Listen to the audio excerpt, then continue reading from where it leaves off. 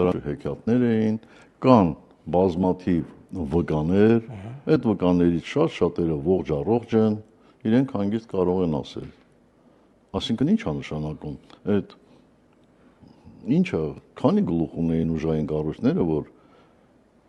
իմ հրաժարականից հետո չենթարկվեին Կարեն Կարապետյանին։ Ոնց կարող էին չենթարկվել։ Երբ որ ես պատրաստ էի այդ նույն օրը հրաժարվել նաև կուսակցության ղեկավարի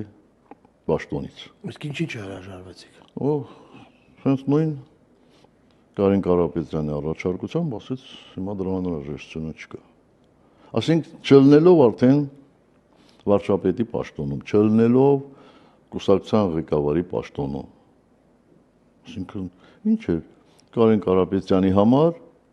ենթադրենք այն ուժայինի ղեկավար, ով չէր ենթարկվում, տեղում կարելի էր հանել։ Հանել, աշխատանքից ազատել։